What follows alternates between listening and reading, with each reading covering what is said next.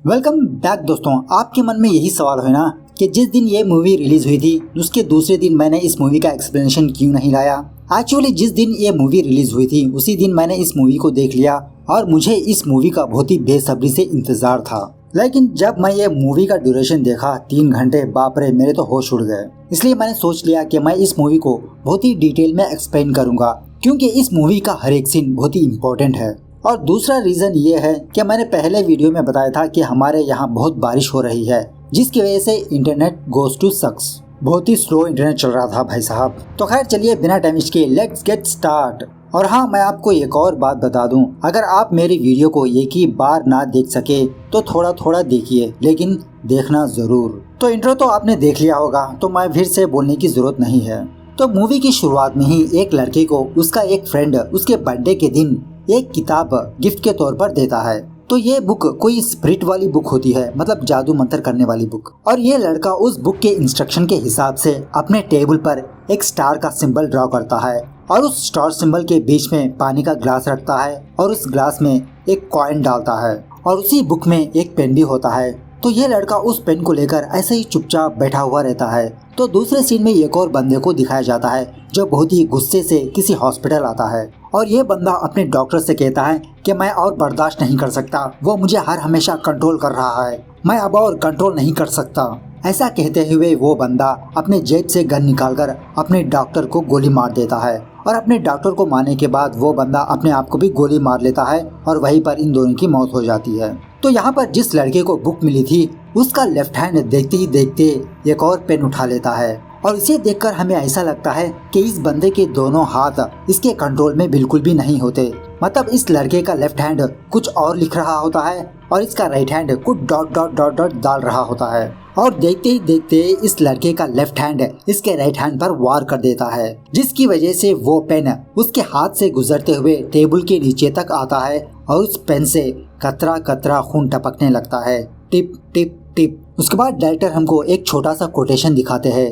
The devil is in the details. कभी time मिला तो हम इसके बारे में बात करेंगे। खैर उसके बाद 4 या 5 लोगों को दिखाया जाता है जो एक ही वक्त इन सारे लोगों का फोन रिंग होने लगता है और वो लोग अपने फोन को लिफ्ट करके अपने कान के पास रखते हैं और वो आवाज सुनकर, वो बातें सुनकर देखते ही देखते इनके फेस पर एक अजीब की स्माइल आने लगती है, जैसा लगता हो इन्होंने कोई जन्नत देख लिया हो या तो फिर कुछ अजीब की चीज देख लिया हो। फोन कट करने के बाद ये 4-5 लोग अजीब अजीब तरीके से अपने आप को सुसाइड कर लेते हैं। मतलब कोई अपने आप को गोली मार लेता है, कोई अपने आप को करंट लगा लेता है, कोई पानी में डूब के मर जाता है, कोई ऊपर से नीचे गिर के मर जाता है। और अब तक जो सीन चले हैं ये सारे के सारे ब्लैक एंड व्हाइट में चलते हैं, आपने गौर किया? और यहाँ पर ये सीन कट होता है।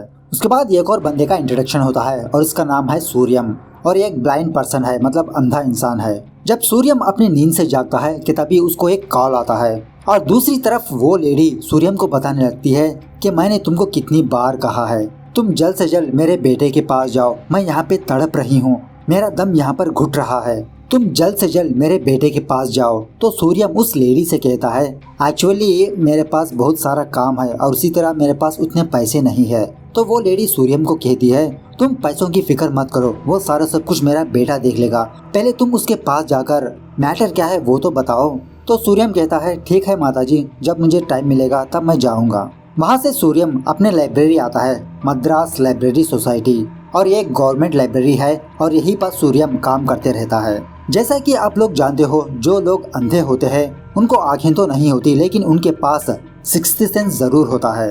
तो सूर्यम को अच्छी तरह से पता होता है कि कौन सी बुक कौन सी रैक में है और कौन सी रो में है। सूर्यम बिना किसी की हेल्प लिए वो अपना काम खुद करते रहता है और उसी तरह सूर्यम एक कंप्यूटर ऑपरेटर भी है और सूर्यम के कुलीग्स इससे हेल्प मांगते रहते हैं।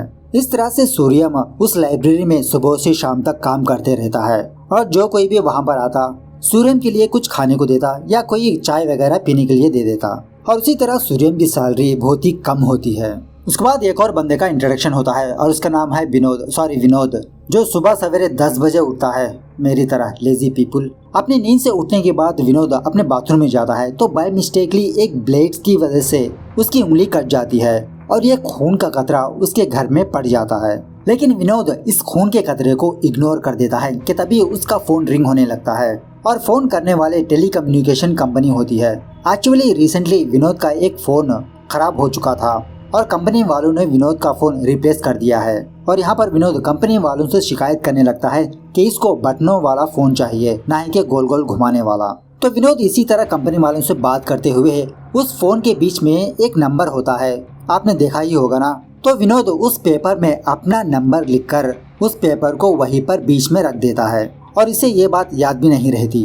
विनोद जाने के बाद विनोद का जो खून का कतरा होता है वो हिलने लगता है, मतलब वो ब्लड का ड्रॉप 1 से 2 हो जाते हैं और वो दूसरा ड्रॉप फोन के पास आता है कि तभी वो फोन रिंग होने लगता है और अचानक से फिर से वो फोन कट भी हो जाता है। उसके बाद एक और बंदे का इंट्रोडक्शन होता है और इसका नाम है डॉक्टर इंदिरा, जो मूवी के स्टार्टिंग में इसके ही पेशेंट ने इसको मार दिया था। एक्चुअली उस बंदे ने इंदिरा के गले के पास गोली चलाई थी, जिसकी वजह से इंदिरा का वॉइस बॉक्स डैमेज हो चुका है और फिलहाल इंदिरा बात नहीं कर सकता।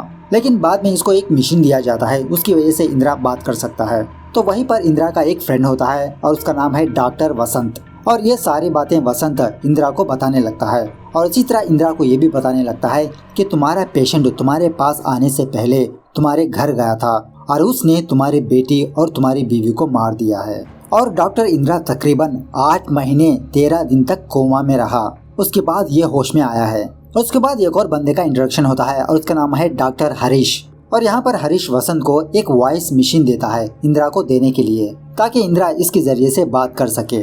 और यहाँ पर हमको एक और बात पता चलती है, काउंसिल ने इंदिरा के लाइसेंस को कैंसिल कर दिया है क्योंकि इंदिरा के पेशेंट ने ही इंदिरा को मार दिया है। और काउंसिल को ऐसा लगता है कि इंदिरा के ट्रीटमेंट में कोई गलती है, लेकिन डॉक्टर इंदिरा को कुछ टेस्ट पास करना होगा, तब जाके काउंसिल इंदिरा को उसका लाइसेंस वापस करेगी। उसके बाद यहाँ पर सूर्यम अपने जॉब के साथ साथ एक गवर्नमेंट जॉब के लिए एंट्रेंस एग्जाम की प्रिपरेशन भी कर रहा होता है, जिसकी वजह से सूर्यम और उसके फ्रेंड्स ट्यूशन भी जाया करते हैं। और सूर्यम के जो बगल में है वही है इसकी टीचर और इसका नाम है पूजा। तो ट्यूशन अटेंड होने के बाद सूर्यम कहीं पर जा रहा होता है, तो पूजा पूछने पर सूर्यम पूजा से कहता है, टीचर मैं लाइब्रेरी के अलावा कुछ और काम भी करता रहता हूँ, उससे भी मुझे थोड़ी बहुत कमाई हो जाती है। तो वहाँ से सूर्यम एक शख्स के पास आता है और इस बंदे से कहता है कि सर मैं आपसे पर्सनली बात करना चाहता हूँ। और सूर्यम उस बंदे से कहता है, सर आपकी माँ कल सुबह मर चुकी है। यह सुनने के बाद वो आदमी सूर्यम पर बहुत गुस्सा होने लगता है और अपने ऑफिस से धक्का देके बाहर ढकेल देता है। सूर्यम उस आदमी से बहुत गिड़गिड़ाने लगता है कि पहले इसकी बात सुन ले, लेकिन वो आदमी सूर्यम की बात ही नहीं मानता। तो अपने ऑफिस से फौरन वो आदमी अपने माँ के घर जाता है, लेकिन वो दरवाजा अंदर से लॉक होता है और उसी तरह वो आदमी अपने माँ को कॉल करते रहता है, लेकिन नो रिस्पांस। उसी वक्त जब वो बंदा उस घर की खिड़की से अंदर देखता है तो सच में घर के अंदर इसकी माँ की लाश होती है, जो कब का 2 दिन पहले मर चुकी थी।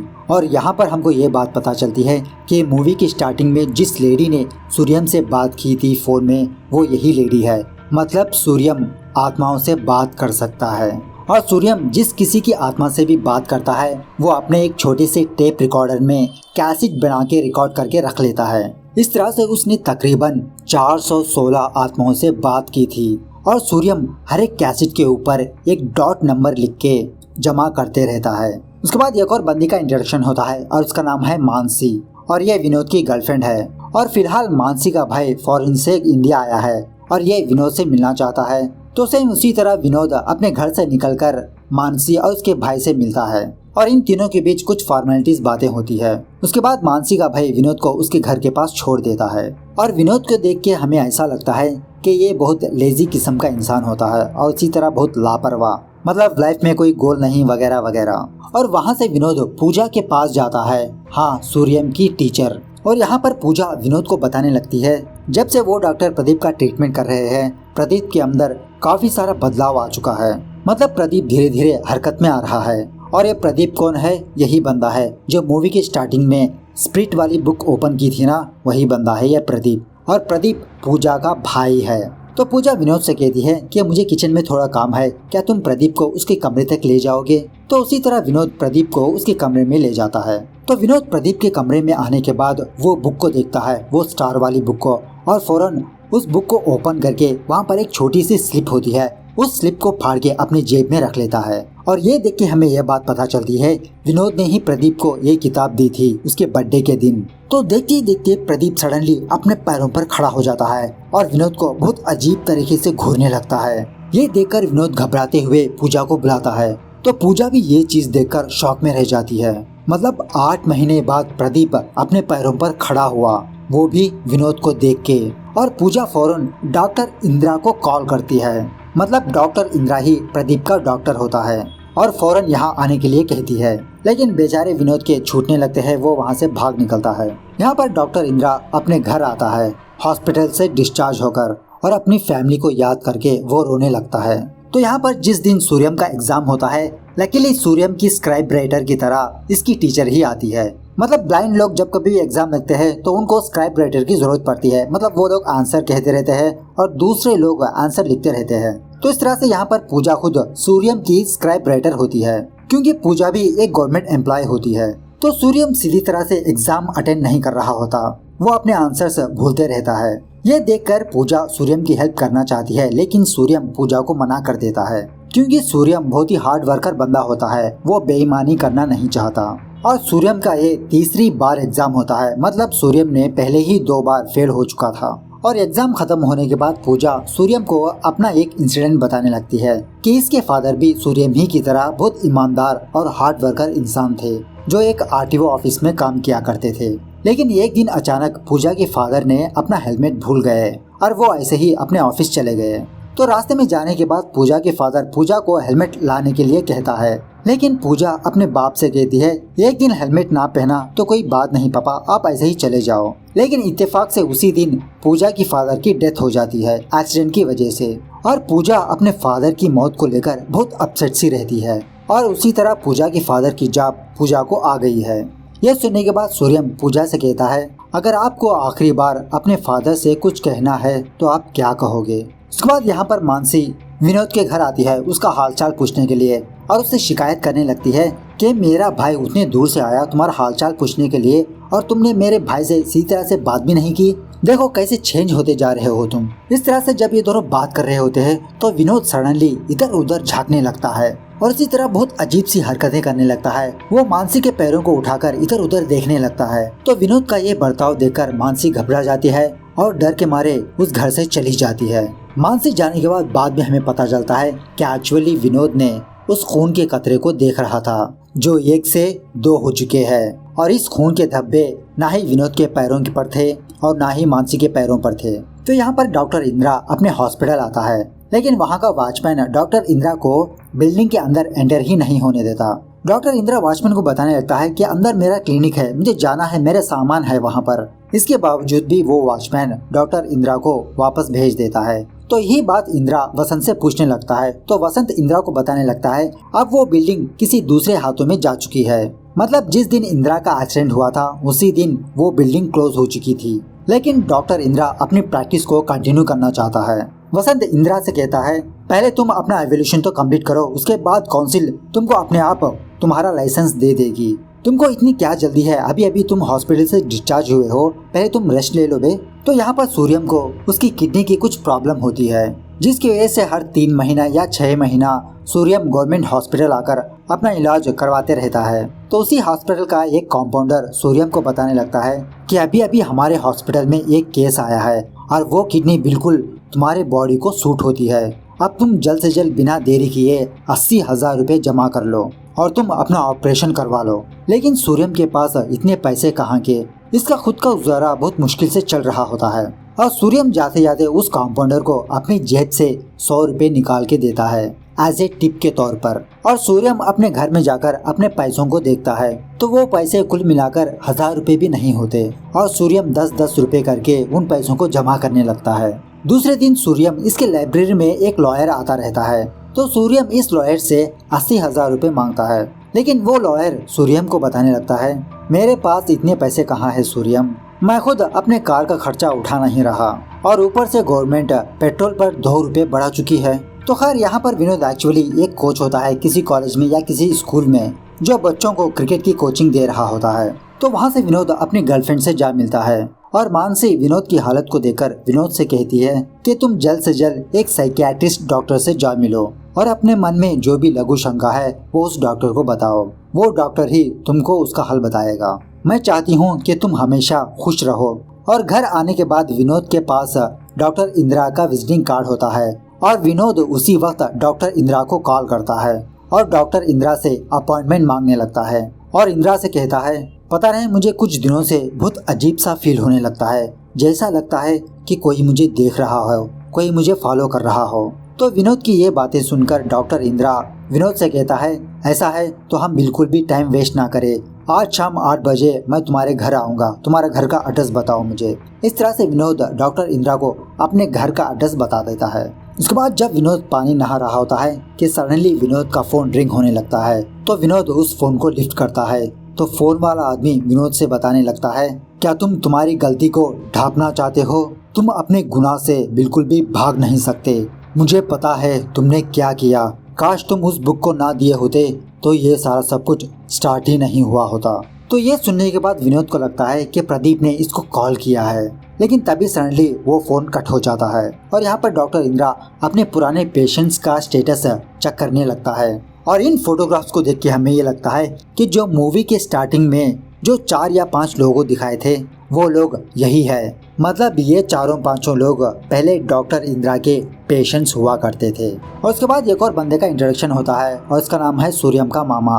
और सूर्यम को इसके मामा के अलावा इस दुनिया में इसका कोई भी नहीं है। और उसी तरह सूर्यम का मामा एक पुराना थिएटर चला रहा होता है और सूर्यम अपनी हालत अपने मामा को बताने लगता है तो इसका मामा इसको 2000 रुपए देता है। और उसी तरह इसका मामा सूर्यम को बताने लगता है कि तुम्हारे बाप ने एक किताब लिखी थी, अगर तुम्हारे बाप ने उस वक्त उस किताब को छपवा दिया होता तो काश आज तुम राज कर रहे होते। और पता नहीं वो बुक कहाँ चली गई। ये सुनने के बाद सूर्यम फौरन अपने लाइब्रेरी जाता है और रात होने के बाद जब सारे लोग चले जाते हैं तो सूर्यम अपने सीक्रेट बुक्स के पास जाता है जो इसने कई सालों तक छुपाए रखा था। और इन किताबों में से वो स्टार वाली किताब भी होती है जो मूवी के स्टार्टिंग में दिखाया था। और यहाँ पर सूर्यम 2 बुक्स को ले लेता है और इस बुक को ओपन ही रख देता है। उसके बाद यहाँ पर पूजा विनोद को कॉल करके ये बताती है कि आज सुबह ही प्रदीप की मौत हो चुकी है। प्रदीप ने बालकनी से नीचे कूद के अपनी जान दे दी। ये सुनने के बाद विनोद शॉक में रह जाता है और पूजा से पूछने लगता है कि दीदी प्रदीप की मौत कब हुई? तो पूजा विनोद से कहती है तकरीबन 10:15। और विनोद को जो कॉल आया था प्रदीप की तरफ से वो कॉल 11:15 पर आया था। खैर उसी वक्त पूजा विनोद से कहती है कि प्रदीप की डायरी तुम्हारे पास है ना, उसमें कुछ कॉन्टैक्ट नंबर्स है, तो तुम उन नंबर्स को कॉल करके सारे लोगों को इन्फॉर्म कर दो कि प्रदीप की मौत हो चुकी है, उसके अंत्यक्रिया करने के लिए यहाँ पर आ जाए। तो उसी तरह विनोद 1 बाय 1 प्रदीप के फ्रेंड्स को, उसके रिलेटिव्स को कॉल करते रहता है। तो इसी लिस्ट के हिसाब से विनोद एक नंबर को कॉल करता है और उस तरफ वो आदमी विनोद से कहता है, क्यों तुमने मुझे फ़ोन किया? क्या तुम मुझे ये बताना चाहते हो कि तुमने अपने फ्रेंड को ही मार दिया? जो तुमने किया वो सारा सब कुछ मुझे पता है। तो विनोद उस बंदे से पूछने लगता है, कौन हो तुम? तो वो बंदा विनोद से कहता है, पहले दरवाज़ा खोलो बे। तो विनोद घबराते हुए अपने हाथ में बैट लेता है और जब वो अपना दरवाज़ा ओपन करता है तो उस पार इसकी गर्लफ्रेंड मानसी होती है। एक्चुअली यहाँ पर मानसी ये जानने के लिए आती है कि विनोद ने डॉक्टर इंदिरा से मुलाकात की या नहीं, लेकिन विनोद मानसी से कहता है डॉक्टर इंदिरा तो मेरे घर आए ही नहीं। और तभी उसी वक्त विनोद मानसी को डॉक्टर इंदिरा का फ़ोन नंबर बताने लगता है जो विनोद को बिल्कुल भी याद नहीं रहता। तो मानसी उसी नंबर को कॉल करती है लेकिन वो नंबर नॉट रीचेबल होता है। ये देखकर मानसी फिर से विनोद को डांटने लगती है कि वो हद से ज़्यादा इमेजिनेशन कर रहा है। तो यहाँ पर डॉक्टर इंदिरा अपने पुराने पेशेंट्स के घर जाकर पर्सनली विजिट करने लगता है। तो वो लोग इंदिरा से कहते हैं कि सर जब आपका इंसिडेंट हुआ था तो हमें ये सुनकर बहुत अफसोस हुआ और जब से लेते हुए मैं अपने पति को दूसरे डॉक्टर के पास ले जा रही हूँ। तो डॉक्टर इंदिरा इन लोगों से कहता है इसकी कोई ज़रूरत नहीं है, अब मैं आ चुका हूँ ना, अब मैं मेरे पेशेंट का खुद ख्याल रखूँगा। और देखते ही देखते डॉक्टर इंदिरा का पेशेंट अपने आप कॉफ़ी बना के बाहर लाता है। ये देखने के बाद इसकी पत्नी शॉक में रह जाती है। मतलब 8 महीने तक इसका पति बेड पर ही रहा, चेयर पर ही रहा, लेकिन अचानक से इसका पति कॉफी बना के लाया। उसके बाद यहाँ पर सूर्यम उन बुक्स को लेकर एक पब्लिशर के पास जाता है इन बुक्स को पब्लिश करवाने के लिए, लेकिन वो पब्लिशर सूर्यम से कहता है अरे भाई आजकल बुक्स कौन पढ़ रहा है, सारे लोग तो फेसबुक ही पढ़ रहे हैं, सारे लोग इंटरनेट के आदी हो चुके हैं। अगर 20 साल पहले तुम्हारे फादर ने इस बुक को छपवा दिया होता तो अब तक तुम काफी सारे पैसे जमा कर चुके होते। और इसी बातों ही बातों में सूर्यम उस पब्लिशर से अपने घर के बारे में बताने लगता है कि इसके पास इसके फादर का घर है, लेकिन सूर्यम उस घर को बेचना नहीं चाहता क्योंकि वो घर इसके फादर की एकलौती निशानी है। और इसी तरह सूर्यम उस पब्लिशर से ये भी कहता है कि ये एक मीडियर की तरह काम करता है, मतलब सूर्यम आत्माओं से बात करता है। ये सुनने के बाद वो पब्लिशर सूर्यम से कहता है, ऐसा है तो मेरे पास एक काम है तुम्हारे लिए। मतलब एक बिल्डिंग में एक बुरी आत्मा है, क्या तुम उस बुरी आत्मा को वहाँ से भगा सकते हो? अगर तुमने ये काम कर दिया तो दूसरी पार्टी तुमको 1 लाख रुपए तक दे सकती है। लेकिन सूर्यम ये इतना आसान नहीं है क्योंकि ये एक अंधेरी दुनिया है। लेकिन सूर्यम उस पब्लिशर से कहता है, मैं उस अंधेरे को हर रोज देखता हूँ। उसके बाद सूर्यम अपने बगल में थैली लेकर अपने लाइब्रेरी आता है। एक्चुअली सूर्यम के पास कुछ स्पिरिट्स कंट्रोल करने वाली बुक्स होती है जो इसके फादर ने लिखी थी। ऐसे सूर्यम के पास 3-4 बुक्स होते हैं। तो उसी वक्त एक और बंदा किसी बुक को ढूंढते हुए आता है, लेकिन उस शख्स को उसकी वो बुक नहीं मिलती, जिसकी वजह से वो बंदा वहाँ से चला जाता है। वो बंदा जाने के बाद फौरन सूर्यम अपने पुरानी किताबों के पास आता है और यहाँ पर वो स्टार वाली बुक नहीं होती, जिसका मतलब है सूर्यम की बुक को किसी ने चोरी करके ले गया। ये देखकर सूर्यम हैरान परेशान हो जाता है, मतलब इसके पास जो इम्पोर्टेंट बुक थी वही चोरी हो गई। और दूसरे दिन वो फोन वाला बंदा फिर से विनोद को कॉल करता है और विनोद के साथ बहुत अजीब तरीके से बात करने लगता है। वो कहता है, मैं तुम्हें इसलिए कॉल कर रहा हूँ कि तुम एक डरपोक और नीच कमीने इंसान हो और तुम्हारे बॉडी के अंदर एक प्योर आत्मा है और उस आत्मा को मैं फ्री करने के लिए आया हूँ। तुमको हक नहीं है कि वो आत्मा तुम्हारे अंदर रहे। तो ये बातें सुनने के बाद विनोद फौरन उस फोन को कट करता है और इंटरनेट सेंटर जाकर उस फोन को ट्रेस करने लगता है। तो यहाँ पर विनोद को फर्स्ट नेम तो पता नहीं चलता, लेकिन लास्ट नेम SK शक्तवील होता है और उसी तरह चेन्नई का एक एड्रेस भी होता है। तो दूसरे ही दिन विनोद उस एड्रेस को फॉलो करते हुए एक बड़े से बिल्डिंग के पास जाता है जहाँ पर कोई भी नहीं रहता। बाहर आने के बाद विनोद अपने गर्लफ्रेंड को बताता है कि मैं तुम्हें जो नंबर दे रहा हूँ ठीक 7 मिनट बाद तुम इस नंबर को कॉल करो। तो उसी तरह मानसी ठीक 7 मिनट के बाद उस नंबर को फोन करती है, लेकिन एक्चुअली वहाँ पर फोन ही नहीं रहता और ये बात विनोद को बिल्कुल भी पता नहीं होती। मतलब जिस नंबर से कॉल आ रहा है वो फोन ही नहीं है। और बाहर आने के बाद विनोद फिर से मानसी को कॉल करके पूछने लगता है, मैंने तुमको कॉल करने के लिए कहा, तुमने कॉल क्यों नहीं किया? तो मानसी विनोद से कहती है, मैंने कॉल किया लेकिन उस तरफ कोई शख्स मुझे खुद धमका रहा है, कौन था वो? खैर उसके बाद यहाँ पर वो पब्लिशर सूर्यम को उस बिल्डिंग के पास लाता है आत्मा को भगाने के लिए। और इस फ्रेम को आप थोड़ा गौर से देखिए, मतलब इस कमरे के पास जादू मंत्र वगैरह करके है ना। और सूर्यम अंदर आने के बाद उन आत्माओं से कहता है कि मुझे पता है यहाँ पर कोई है, जो कोई भी है जल्द से जल्द इस कमरे को छोड़ के चले जाए, वरना मुझे आपकी आत्मा शांति करनी होगी। आप जहाँ के हो वहीं पर चले जाना बेहतर है। इस तरह कहते हुए सूर्यम उस कमरे में जादू मंत्र करने लगता है और फाइनली वो आत्मा उस कपड़े में आ जाती है। तो सूर्यम उस कपड़े को टाइट से बांध देता है। तो उस आत्मा को बंदी बनाने के बाद जब सूर्यम उस कमरे से बाहर जाने की कोशिश करता है कि तभी फौरन उस कमरे का दरवाजा अपने आप बंद हो जाता है। और यहाँ पर सूर्यम को ये बात पता चलती है कि यहाँ पर एक नहीं बल्कि 2 आत्माएं हैं और दूसरी आत्मा सूर्यम पर हमला करने लगती है, उसे इधर उधर पटकने लगती है, जिसका मतलब है वो आत्मा बहुत ही दुष्ट आत्मा होती है। लेकिन सूर्यम किसी भी तरह करके वहाँ से बच के बाहर आ जाता है। बाहर आने के बाद वो पब्लिशर सूर्यम को 100 या 200 रुपए उसके जेब में रखता है और सूर्यम उस पब्लिशर से कहता है कि अंदर एक और आत्मा है और मुझे उसे बंदी बनाने के लिए कुछ और टाइम चाहिए, मैं कुछ दिनों बाद फिर आऊँगा। ऐसा कहने के बाद सूर्यम एक सूखे पेड़ के पास जाकर उन कपड़ों को उस पेड़ पर बांध देता है। और बाद में हमें यह बात पता चलती है कि उस दुष्ट आत्मा को भगाने के लिए अब तक 3 लोग आ चुके थे, मतलब 3 मंत्र करने वाले आ चुके थे और तीनों को तीनों लोग वहीं पर मर गए थे। और सूर्यम पहला इंसान होता है जो उस कमरे से बच के बाहर आता है। और यहाँ पर डॉक्टर इंदिरा हर रोज अपने पेशेंट्स के पास जाकर पर्सनली उनको चेक करने लगता है और अपने पेशेंट्स को कुछ अजीब की बातें कहकर उनको हिप्नोटाइज करते रहता है। एक्चुअली डॉक्टर इंदिरा अपने पेशेंट्स के दिल और दिमाग के अंदर घुस चुका होता है। और इन 5 पेशेंट्स को देख के हमें ये बात पता चलती है कि मूवी की स्टार्टिंग में जो लोग अपने आप को खुदकुशी कर लिए थे वो लोग यही है। और डॉक्टर इंदिरा अपने पेशेंट्स को कहीं दूसरी जगह ले जाने की बात करते रहता है जहाँ पर इन लोगों को इज्जत मिलेगी, आलीशान माहौल होगा। और उसी तरह डॉक्टर इंदिरा एक अजीब का डिवाइस बनाते रहता है ताकि वो अपने पेशेंट से कम्युनिकेट कर सके। तो यहाँ पर बेचारा सूर्यम बहुत डर चुका होता है। वो एक शराब की दुकान के पास आकर शराब पीने लगता है। जब सूर्यम अपने घर जा रहा होता है तो एक शराब की बोतल इसको फॉलो करने लगती है।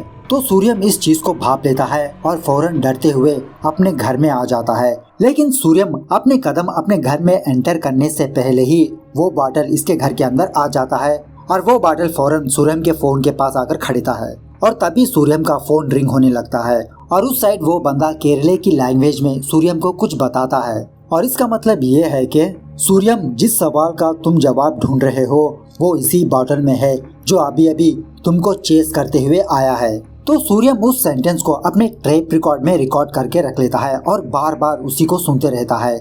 मतलब एक्चुअली वो एक पहेली होती है और सूर्यम उसी पहेली को सुलझाने में लग जाता है। और बार बार सुनने के बाद सूर्यम इस पहेली को सुलझा लेता है और फौरन सूर्यम अपने फादर की एक पुरानी किताब बाहर निकालता है और वो भी एक जादुई किताब होती है। उसके बाद यहाँ पर विनोद को वही बंदा कॉल करता है और उससे कहता है, अरे बेटा, जिसके घर गए थे तुम वो मेरा घर नहीं है।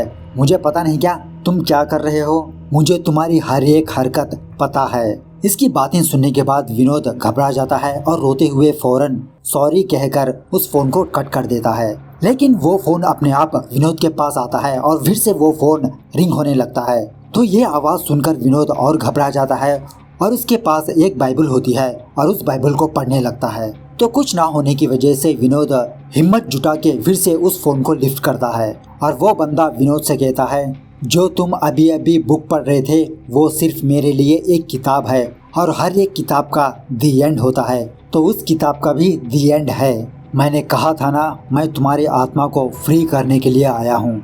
उसके बाद डॉक्टर इंदिरा हरीश के पास आता है कि वो इसे काउंसलिंग में पास कर दे। भाई साहब, ये सीन मुझे बहुत ही पसंद आई। मतलब बहुत डैशिंग वाली सीन है ये।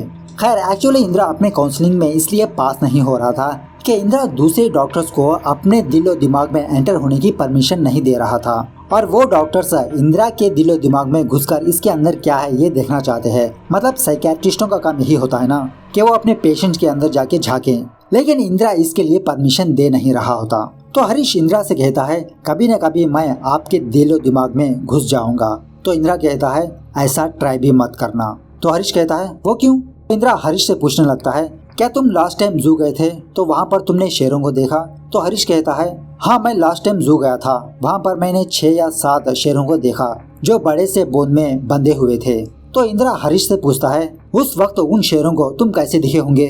तो हरीश कहता है, ऑफ कोर्स आम इंसानों की तरह मैं भी उनको दिखाऊंगा। तो इंदिरा कहता है, नाउ इमेजिन अब तुम उन शेरों के बोन में हो तो तुमको उस बोन में क्या दिखेंगे? तो हरीश कहता है, ऑफ कोर्स मुझे शेर ही दिखेंगे। तो इंदिरा हरीश से पूछता है, तो उन शेरों को तुम कैसे दिखे होंगे? ये सुनने के बाद हरीश के पसीने छूटने लगते हैं और हरीश के पास कोई जवाब नहीं होता।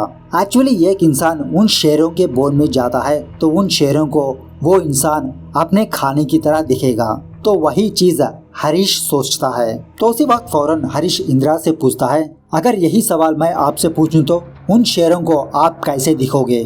तो इंदिरा हरीश से कहता है, मास्टर। मतलब एक मास्टर ही 6-7 टाइगरों को कंट्रोल कर सकता है। तो यहाँ पर इंदिरा एक मास्टर है। ऐसा कहते हुए इंदिरा अपने हाथ की एक चुटकी बजाता है और फौरन हरीश वहीं पर बेहोश गिर जाता है। इस तरह से इंदिरा हरीश को हिप्नोटाइज कर देता है। अगर यहाँ पर मैं आपको डिटेल में ना जाते हुए ये कह दूं कि इंदिरा ने हरीश को हिप्नोटाइज कर दिया तो क्या मजा आएगा। इसी को कहते हैं डिटेल से एक्सप्लेन करना। अगर आपको ये सीन समझ नहीं आया तो फिर से पीछे जाकर फिर से सुनिए। उसके बाद यहाँ पर सूर्यम उस बुक को लेकर अपने मामा के पास आता है ये पूछने के लिए कि उस बुरी आत्मा को कैसे कैद करे। लेकिन सूर्यम का मामा इसकी हेल्प नहीं करना चाहता।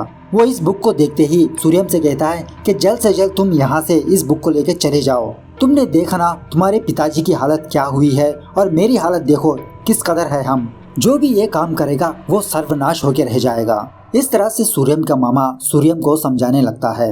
लेकिन सूर्यम अपने मामा को कहता है, देखो मामा, अगर मैं मर गया तो मेरे आगे पीछे कोई नहीं है रोने वाला। तो मैं दूसरों की हेल्प करना चाहता हूँ, इसीलिए मैं एक मीडिएटर हूँ और मुझे ये काम पसंद है। मेरा तो भला नहीं होगा लेकिन किसी और का तो भला होगा।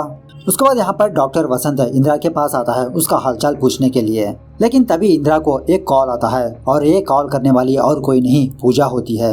और पूजा इंदिरा को बताने लगती है कि सर अभी अभी प्रदीप अपने पैरों पर खड़ा हुआ है, आप जल्द से जल्द हमारे घर आ सकते हो। ये सुनने के बाद इंदिरा फौरन अपना फोन कट कर देता है और वसंत पूछने पर इंदिरा वसंत को झूठ कह देता है कि इसको किसी इंश्योरेंस कंपनी से कॉल आया है। और उसके बाद इंदिरा वसंत को किसी बहाना बनाकर वहाँ से भेज देता है।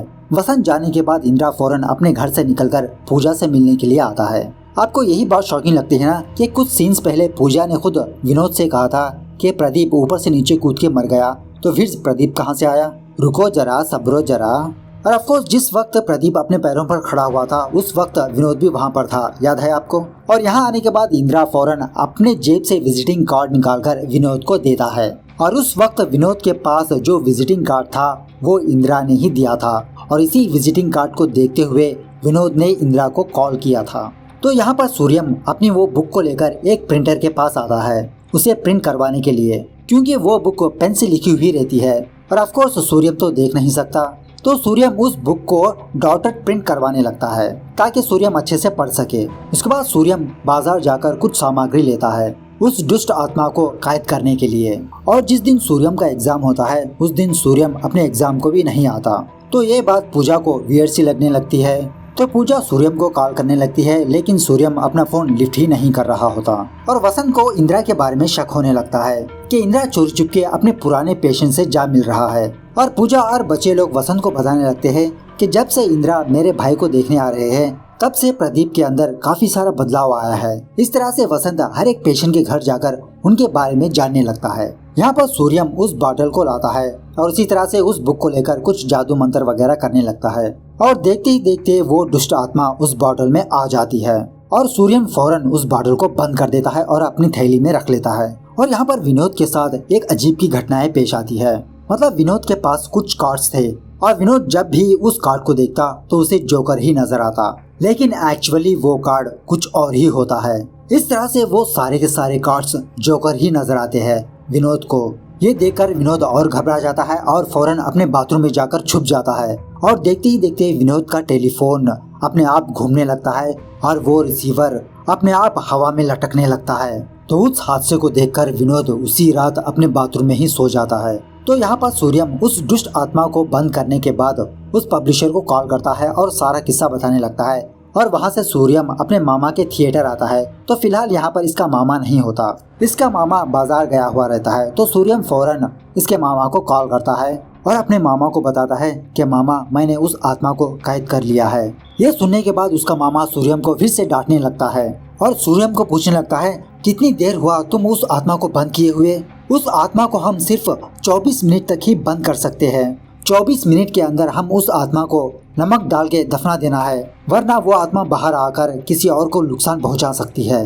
ये सुनने के बाद सूर्यम को बहुत बड़ा झटका लगता है और फौरन वो अपना फोन रख देता है और उस बॉटल को दफनाने के लिए उस थिएटर से बाहर निकलने ही वाला होता है कि तभी वहाँ पर उस पब्लिशर के आदमी आ जाते हैं और देखते ही देखते वो गुंडे सूर्यम को उसी बॉटल को फोड़कर उसके पेट में चुबा देते हैं, जिसकी वजह से वो आत्मा उस बॉटल से रिहा हो जाती है। एक्चुअली वो पब्लिशर सूर्यम का घर हासिल करना चाहता है क्योंकि सूर्यम का घर बहुत ही बड़ा होता है और वो पब्लिशर उस घर को गिरा के वहाँ पर एक मॉल बनाना चाहता है। तो वो गुंडे एक एम्प्टी बॉन्ड पेपर पर सूर्यम के फिंगरप्रिंट्स ले लेते हैं और उसको उसी थिएटर में बिठाकर वहाँ से चले जाते हैं। सूर्यम बहुत तड़प रहा होता है। थोड़ी देर बाद सूर्यम का मामा अपने थिएटर आता है, वो अपने काम में लग जाता है, मतलब टिकट्स देने में वगैरह वगैरह। जब उसका मामा अपने थिएटर को चेक करता है तो वहाँ पर उसको सूर्यम दिखता है और तब तक सूर्यम मर चुका होता है। और तभी वहाँ पर पुलिस आती है और पुलिस को देखकर सूर्यम का मामा सूर्यम को पहचानने से इनकार कर देता है क्योंकि इसे डर था अगर उन गुंडों को इसके बारे में पता चल जाए तो वो लोग भी इसे मार सकते हैं। तो कुछ दिनों बाद सूर्यम की टीचर मतलब पूजा सूर्यम की मिसिंग रिपोर्ट लिखाने के लिए पुलिस स्टेशन आती है। तो इसी बातों ही बातों में वो पुलिस इंस्पेक्टर पूजा को सूर्यम के फोटोग्राफ्स दिखाता है और यहाँ पर पूजा को ये बात पता चलती है कि सूर्यम का किसी ने कत्ल कर दिया है बहुत बेरहमी से। और इसी तरह विनोद को सूर्यम के फ्रेंड से ये बात पता चलती है कि जो शख्स विनोद को कॉल कर रहा है वो और कोई नहीं सूर्यम ही है और सूर्यम विनोद को फोन करके टॉर्चर कर रहा होता है। उसके बाद यहाँ पर डॉक्टर वसंत हरीश के पास आकर इंदिरा के बारे में बताने लगता है कि इंदिरा के पेशेंट्स में काफी सारा बदलाव आ चुका है। समथिंग इज रॉन्ग हरीश, और सारे के सारे पेशेंट्स में मैंने एक अजीब की स्माइल देखी है। सारे लोग एक ही तरह से मुस्कुरा रहे थे। ये सुनने के बाद देखते ही देखते हरीश भी उसी तरह से मुस्कुराने लगता है और वसंत को बहुत अजीब तरीके से देखने लगता है। और हरीश वसंत के पास आकर कहता है, क्या इस तरह से अब तुम भी स्माइल करो। तो वसंत भी उसी तरह से स्माइल करने लगता है। और बाद में डॉक्टर हरीश इंदिरा के बताए हुए तरीके पर वसंत को मार देता है, उसका गला काट के। मतलब हरीश ने वसंत को हिप्नोटाइज करके मार देता है। उसके बाद विनोद अपने कमरे में एक कैमरे को फिट करता है, ये देखने के लिए कि सूर्यम की आत्मा कहाँ पर है और विनोद से क्या चाहती है। तो दूसरी तरफ पूजा सूर्यम के घर जाती है सूर्यम के मौत के बारे में और पता करने के लिए। और यहाँ पर पूजा को काफी सारे कैसेट्स नजर आते हैं। तो उसमें से पूजा एक कैसेट को निकालकर सुनने लगती है। तो उस कैसेट में जो आवाज होती है वो और किसी की नहीं, पूजा की फादर की होती है। और कुछ दिनों पहले सूर्यम ने पूजा के फादर से बात की थी। और यहाँ पर पूजा का फादर सूर्यम को बताने लगता है कि मुझे मेरी बेटी से कोई शिकायत नहीं है। एक्चुअली मेरी मौत तो मेरी लापरवाही की वजह से हुई है। तुम मेरी बेटी से कहो कि वो मेरी फिक्र करना छोड़ दे। ये सुनने के बाद पूजा को बाद में पता चलता है कि सूर्यम एक मीडिएटर था, मतलब वो आत्माओं से बात करता था। उसके बाद पूजा उस पब्लिशर के पास जाती है और उससे पूछने लगती है कि थोड़े दिन पहले सूर्यम आपके पास आया था ना। तो वो पब्लिशर पूजा को बताने लगता है, हाँ कुछ दिनों पहले सूर्यम मेरे पास आया था, एक बुक लेकर आया था उसे पब्लिश करने के लिए। तो मैंने साफ इनकार कर दिया कि आजकल में कौन बुक्स पढ़ने वाला है। तो इस तरह से वो पब्लिशर पूजा के सामने नाटक करने लगता है। तो पूजा जाते जाते फिर उस पब्लिशर से पूछने लगती है, लेकिन आपका कंपनी का बोर्ड सूर्यम के घर के बाहर क्या कर रहा है। यह सुनने के बाद वो पब्लिशर पूजा को ऊंची आवाज में बताने लगता है कि सूर्यम ने मेरे पास बहुत बड़ा अमाउंट उधार पे लिया था और उसने मेरा उधार चुकाया नहीं, इसलिए मैंने उसका घर हासिल कर लिया। तो इसकी बातें सुनने के बाद पूजा को पक्का यकीन हो जाता है कि उस सूर्यम को इसी पब्लिशर ने मारा होगा। यहाँ पर जब विनोद सो रहा होता है तो आधी रात को विनोद के कमरे में जो पेपर्स होते हैं वो देखते ही देखते हवा में लटकने लगते हैं। और तभी विनोद के कमरे में जो फोन होता है वो रिंग होने लगता है और विनोद उस फोन वाले इंसान से बताने लगता है, मुझे पता है कि तुम कौन हो, तुम्हारा नाम सूर्यम है और तुम मुझे क्यों टॉर्चर कर रहे हो। लेकिन फिर से वो बंदा विनोद से कुछ अजीब तरह से बात करने लगता है। फोन कट करने के बाद विनोद अपने कैमरे को चेक करता है, लेकिन उस कैमरे में कुछ भी रिकॉर्ड ही नहीं हुआ होता। ये देखकर विनोद और गुस्सा होने लगता है। तो दूसरे दिन मानसी विनोद के घर आती है और उस वक्त विनोद अपने सारे कमरे में पेपर्स चिपकाते हुए रहता है और मानसी को बताने लगता है जो फोन वाला इंसान है वो विनोद को साइको बनाना चाहता है, हर हमेशा इसे गुस्सा दिलाना चाहता है ताकि वो भटक जाए और वो अपने आप को खुदकुशी कर ले। लेकिन मानसी को विनोद की बातें कुछ भी समझ में नहीं आती। तो यहाँ पर पूजा सूर्यम के घर में इसके फादर की कैसेट सुन के सूर्यम के फोन को जब ले जा रही होती है तो वो फोन बिना कनेक्शन के रिंग होने लगता है। जब पूजा उस फोन को लिफ्ट करती है तो बात करने वाला और कोई नहीं सूर्यम होता है और पूजा सूर्यम से उसका हालचाल पूछने लगती है। हाँ, हालचाल मरे आदमियों से ही पूछना है। यहाँ पर विनोद डिसाइड हो जाता है कि वो अपने घर को छोड़ के चले जाए, लेकिन इसके घर में जो आत्मा होती है वो विनोद को जाने नहीं देती। वो विनोद के घर के दरवाजा बंद कर देती है, उसी तरह उसके घर के की दूर फेंक देती है। और विनोद घबराते हुए पूजा को फोन करके अपने घर बुलाता है कि दीदी जल्द से जल्द प्लीज तुम मेरे घर आ सकती हो। तो पूजा कहती है रुको मैं भी आती हूँ। और जब विनोद अपने घर के की को हासिल करने के लिए उसके पास जाता है तो उस की का कीचेन एक डाइस होता है। तो देखते ही देखते वो कीचेन जंप होने लगता है और इस बात को जानते हुए विनोद उन नंबर्स को एक पेपर में लिखने लगता है। एक्चुअली वो नंबर एक फोन नंबर होता है और वो फोन नंबर और किसी का नहीं सूर्यम का ही होता है। मतलब विनोद के पास जो फोन है उस फोन में ऑलरेडी एक फोन नंबर था, वो फोन नंबर सूर्यम का ही है। और यहाँ पर सूर्यम पूजा को बताने लगता है कि एक्चुअली मैं एक मीडिएटर नहीं हूँ, ये फोन मीडिएटर है। मतलब कोई आत्मा इस फोन के जरिए से ही दूसरों से बात कर सकती है।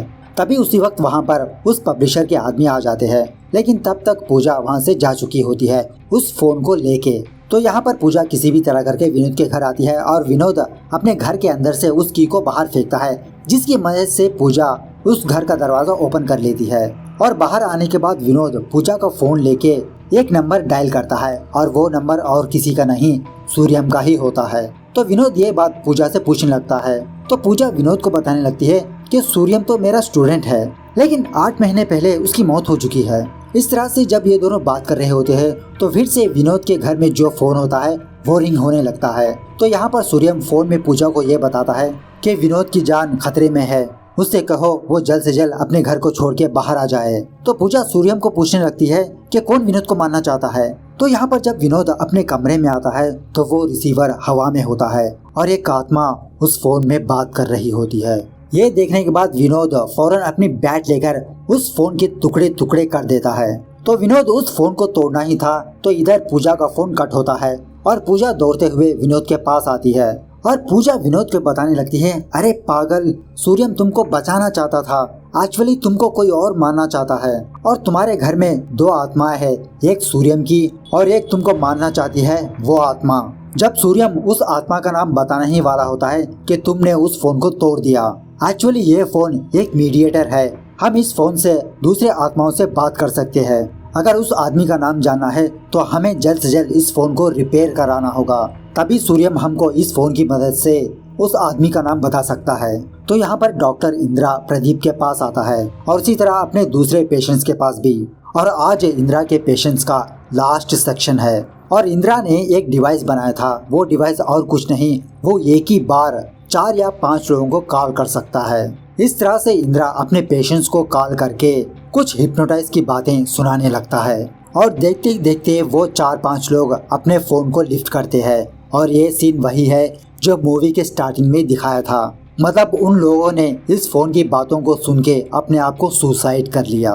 तो यहाँ पर विनोद और पूजा उस फोन को लेकर एक रिपेयर शॉप आते हैं।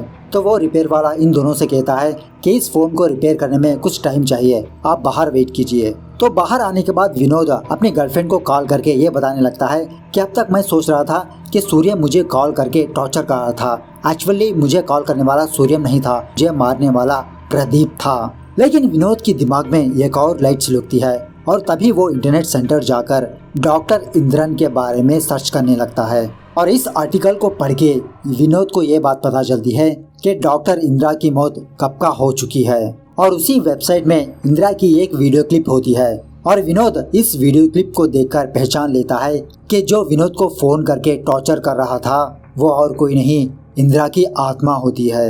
मतलब इतने दिनों तक डॉक्टर इंदिरा की आत्मा विनोद को हिप्नोटाइज करने की कोशिश कर रही थी, लेकिन सूर्यम विनोद को बचाना चाहता था।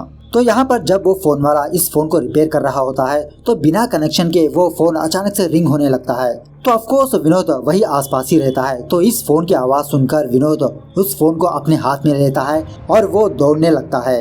इस तरह से विनोद दौड़ते दौड़ते उस फोन को एक ब्रिज के पास लाता है और भाई साहब यहाँ पर मूवी का असली सस्पेंस रिवील होता है और विनोद उस फोन को लिफ्ट करके इंदिरा से कहता है, मैं जान चुका हूँ कि तुम कौन हो, तुम्हारा नाम डॉक्टर इंदिरा है, लेकिन तुम मुझे क्यों सता रहे हो। और यहाँ पर एक और बात रिवील होती है कि डॉक्टर इंदिरा सिर्फ नाम के लिए ही डॉक्टर है, वो अपने पेशेंट्स को खुद सुसाइड करवा के मार देता था, क्योंकि डॉक्टर इंदिरा ये सोचता था ऐसे साइको किस्म के लोग इस दुनिया में रहने के काबिल नहीं है, ये लोग अपने आप को मार लेते हैं और दूसरों को भी मार देते हैं। डॉक्टर इंदिरा विनोद से कहता है, उसे मारना नहीं कहते, उसे सोशल स्टेबलाइजेशन कहते हैं। मैं इनडायरेक्टली सोसाइटी को बचा रहा हूँ तुम जैसे साइको किस्म लोगों से। और तुम्हें पता है मैं कैसे मरा? जिस दिन तुमने मुझे फोन करके अपॉइंटमेंट लिया था उस वक्त मैं पूजा के घर में ही था प्रदीप का ट्रीटमेंट करते हुए।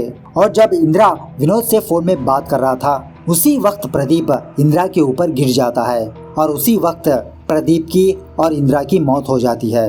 और आपको याद है ना, पूजा ने विनोद को फोन करके बताया था कि आज सुबह 10:15 पर प्रदीप ने ऊपर से नीचे गिरकर अपनी जान दे दी और प्रदीप के अंदर और किसी की नहीं, इसके पुराने पेशेंट की आत्मा थी, जो उस पुराने पेशेंट ने अपने आप को मार लिया और खुद डॉक्टर इंदिरा पर गोली चलाई थी। और वो इंसिडेंट होने के बाद उस बिल्डिंग को बंद कर दिया गया, लेकिन उस साइको पेशेंट की आत्मा वहीं पर भटक रही थी। कुछ दिनों बाद वहाँ पर सूर्यम आया और अपने जादू मंत्र से उस साइको आत्मा को अपने कब्जे में ले लिया। लेकिन उसी दिन सूर्यम की मौत हो गई और जो बाटल में उसकी आत्मा थी वो इधर उधर भटक रही थी। और यहाँ पर माइंड ब्लोइंग बात यह है कि उसी दिन प्रदीप का बर्थडे था और विनोद सूर्यम की लाइब्रेरी जाकर उसकी किताब चुरा के प्रदीप को एज ए गिफ्ट के तौर पर दिया था।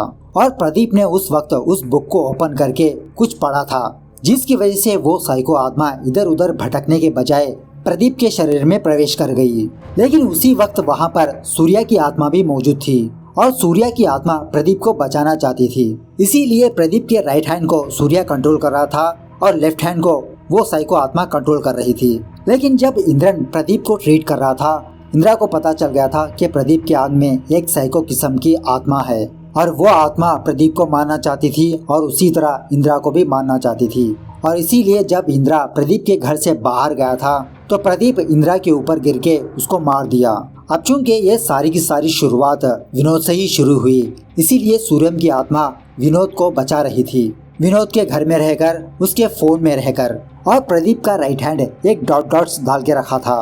वो डॉट डॉट्स और कुछ नहीं सूर्यम का नाम होता है। वो एक्चुअली पूजा को हिंट देना चाहता था और इसी तरह सूर्यम विनोद को बचाने के लिए किसी भी तरह करके अपना फोन विनोद के पास ले आया। इस तरह से डॉक्टर इंदिरा सारा सब कुछ विनोद को बताने लगता है फोन में। और देखते ही देखते सूर्यम की आत्मा विनोद के शरीर में प्रवेश करती है और सूर्यम इंदिरा को डराने धमकाने लगता है। और यहाँ पर मैं आपको ये बात बोलना भूल गया कि एक्चुअली इंदिरा विनोद के पीछे क्यों पड़ा है, तो इसका भी एक रीजन है। तो इंदिरा ने अपनी पूरी की पूरी सर्विस में एक भी पेशेंट को नहीं गवाया, मतलब उसने अपना अपॉइंटमेंट नहीं गवाया। तो इंदिरा का लास्ट अपॉइंटमेंट था विनोद का और इसीलिए इंदिरा मरने के बाद भी विनोद को ट्रीट कर रहा था। और इंदिरा का काम ही यही था कि वो साइको लोगों को मार दे सुसाइड करवा के। लेकिन सूर्यम विनोद को बचाना चाहता था। तो यहाँ पर एक और सवाल है, सूर्यम विनोद को क्यों बचाना चाहता था? क्योंकि ये सारी की सारी फसाद की जड़ सूर्यम की ही वजह से है। मतलब जब सूर्यम अपने बुक को ओपन किया था उसी वक्त विनोद सूर्यम की लाइब्रेरी आकर उस बुक को चुरा लिया। इसीलिए सूर्यम की आत्मा प्रदीप और विनोद को बचाना चाहती है। एक्चुअली ये मूवी 8 महीने पहले और 8 महीने बाद की चलती रहती है। उसके बाद सूर्यम की आत्मा जो विनोद में होती है धीरे धीरे उस फोन को 1 बाय 1 टुकड़े कर देती है और उसी बीच के नीचे जो पानी होता है उसमें बहा देता है।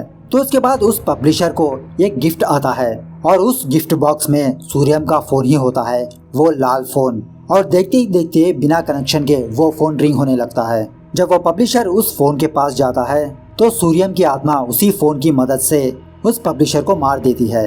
और फाइनली पूजा सूर्यम का हैप्पी बर्थडे मनाती है। और पूजा ने सूर्यम से एक हेल्प मांगी थी, वो और कुछ नहीं, सूर्यम की आत्मा पब्लिशर को मार दे। यहाँ पर ये मूवी दी एंड होती है। तो मूवी कैसे लगी कमेंट करके बताना जरूर। तो मिलते हैं अगली वीडियो में, तब तक take care, bye bye, see you soon.